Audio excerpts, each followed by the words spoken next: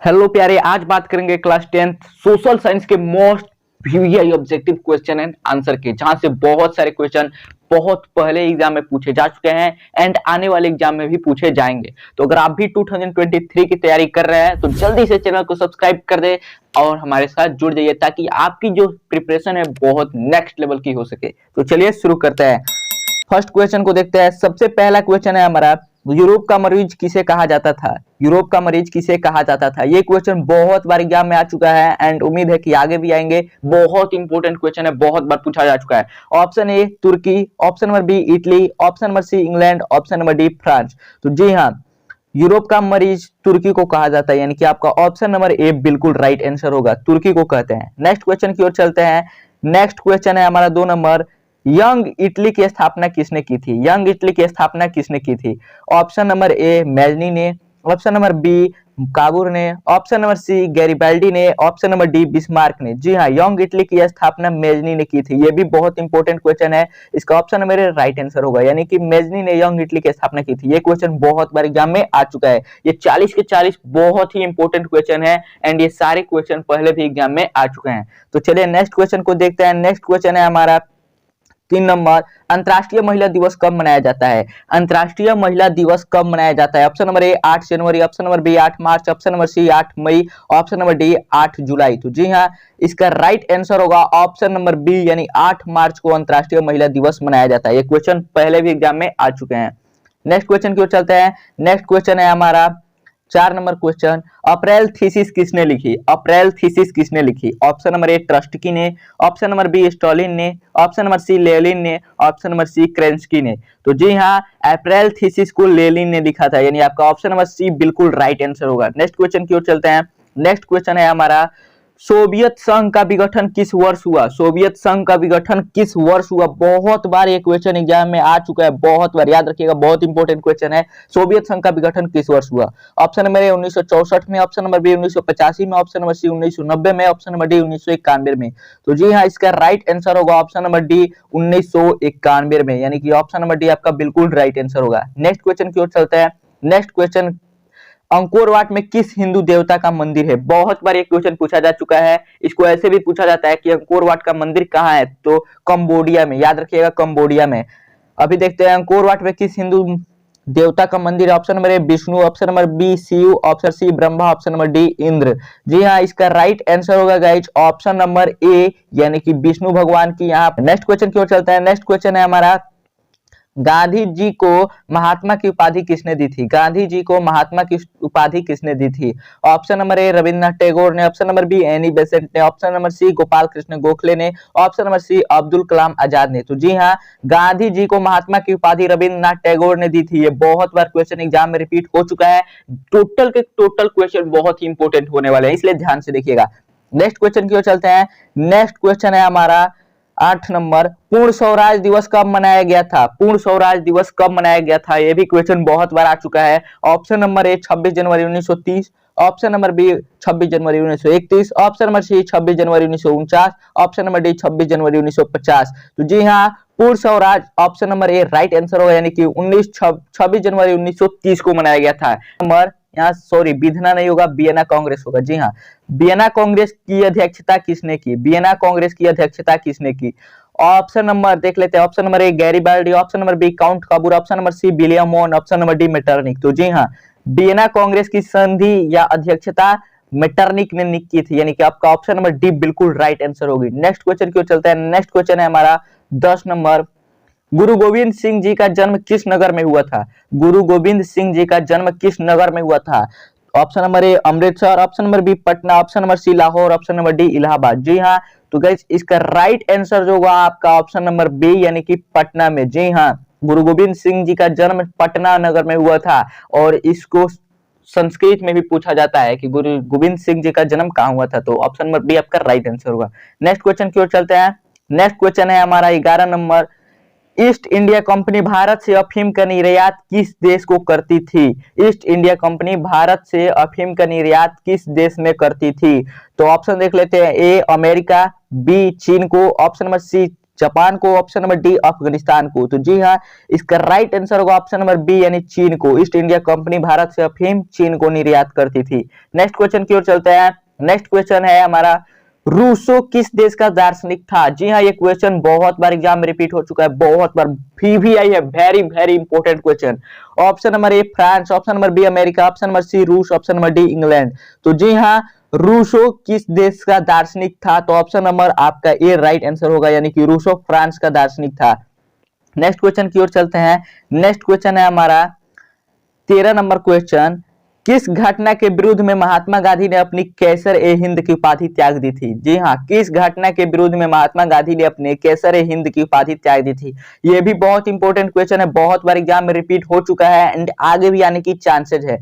Option number A Chaura Chauri हत्याकांड, option number B Jallianwala Bagh हत्याकांड, option number C Gandhi Irwin pact, option number D किसान आंदोलन। तो जी हाँ, जब जालियांवाला बाग हत्याकांड हुआ था तभी गांधी जी ने अपने कैसर ए हिंद की उपाधि त्याग दी थी एंड उसी समय यह भी याद रखिएगा रविंद्रनाथ टैगोर ने अपनी नाइट की उपाधि त्याग दी थी। नेक्स्ट क्वेश्चन की ओर चलते हैं। नेक्स्ट क्वेश्चन है हमारा 14 नंबर, साइमन कमीशन भारत आया, किस वर्ष साइमन कमीशन भारत आया था? Option number A 1922, option number B 1924, option number C 1927, option number D 1928। तो जी हाँ, इसका राइट आंसर होगा ऑप्शन नंबर डी, यानी कि 1928 में साइमन कमीशन भारत आया था। बहुत इंपॉर्टेंट सवाल है एंड जब ये साइमन कमीशन भारत आया था तब भारत के लोगों ने जूतों और चप्पलों से इनके स्वागत किए थे। नेक्स्ट क्वेश्चन की ओर चलते हैं। नेक्स्ट क्वेश्चन है हमारा 15 नंबर, विश्व में सर्वप्रथम मुद्रण शुरुआत कहां हुई? विश्व में सर्वप्रथम मुद्रण शुरुआत कहां हुई? बहुत इंपॉर्टेंट क्वेश्चन है गाइस, बहुत इंपॉर्टेंट। टोटल के टोटल क्वेश्चन ही इंपॉर्टेंट है, बहुत बार एग्जाम में आ चुके हैं, बहुत बार। Option number A Bharat, option number B Japan, option number C चीन, ऑप्शन नंबर डी अमेरिका। तो जी हाँ, मुद्रण की शुरुआत सर्वप्रथम चीन में हुई थी, यानी आपका ऑप्शन नंबर सी बिल्कुल राइट आंसर होगा। नेक्स्ट क्वेश्चन की ओर चलते हैं। नेक्स्ट क्वेश्चन है हमारा 16 नंबर, हिंद चीन में कुलोन किन्हें कहा जाता था? हिंद चीन में कुलोन किन्हें कहा जाता था? ऑप्शन नंबर ए विद्यार्थियों को, ऑप्शन नंबर सी फ्रांसीसी नागरिकों को, ऑप्शन नंबर बी सैनिकों को, ऑप्शन नंबर डी चीनी नागरिकों की गति को। जी हाँ, इसका राइट आंसर होगा ऑप्शन नंबर सी, यानी फ्रांसीसी नागरिकों को हिंद चीन में कुलोन बोला जाता था। जी हाँ, याद रखिएगा, हिंद चीन में फ्रांसीसी नागरिकों को कुलोन बोला जाता था। नेक्स्ट क्वेश्चन की ओर चलते हैं। नेक्स्ट क्वेश्चन है हमारा 17 नंबर, इटली के एकीकरण में निम्न में से किसका संबंध नहीं है? इटली के एकीकरण में निम्न में से किसका संबंध नहीं है? तो अभी तक हम पढ़ते हैं कि मेनी का संबंध था, काबुल का संबंध था, गैरीबाल्डी का संबंध था, यानी कि बिस्मार्क का संबंध नहीं था। यानी आपका ऑप्शन नंबर ए बिल्कुल राइट आंसर होगा, बिस्मार्क का संबंध जर्मनी से था, जर्मनी के एकीकरण में।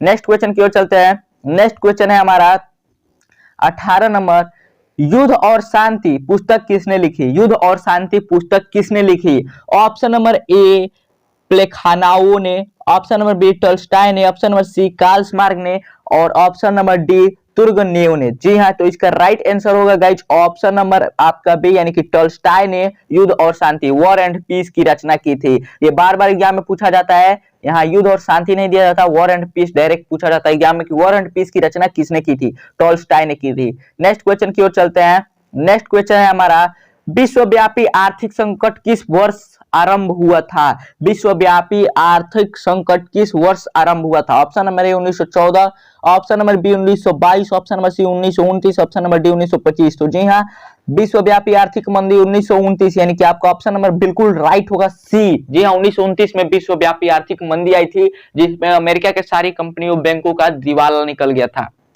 नेक्स्ट क्वेश्चन की ओर चलते हैं। नेक्स्ट क्वेश्चन है हमारा 20 number, Akhil Bharatiya trade union Congress की स्थापना कब हुई? अखिल भारतीय ट्रेड यूनियन कांग्रेस की स्थापना कब हुई? ऑप्शन नंबर ए 1848 में, ऑप्शन नंबर बी 1881 में, ऑप्शन नंबर सी 1885 में, ऑप्शन नंबर डी 1920 में। तो जी हाँ, इसका राइट आंसर होगा ऑप्शन नंबर डी, यानी कि 1920 में अखिल भारतीय ट्रेड यूनियन कांग्रेस की स्थापना की गई थी। बहुत बार बच्चे यहाँ पे कंफ्यूज हो जाते हैं कि 1885 मार्क एग्जाम में चले आते हैं, वो समझते हैं कि कांग्रेस की स्थापना कब हुई थी, लेकिन ये आंसर गलत हो जाएगा। ऑप्शन नंबर डी, यानी कि 1920 में अखिल भारतीय ट्रेड यूनियन कांग्रेस की स्थापना हुई थी। नेक्स्ट क्वेश्चन की ओर चलते हैं। नेक्स्ट क्वेश्चन है हमारा 21 नंबर, रंग भेद के नीति के विरुद्ध आवाज किसने उठाई थी?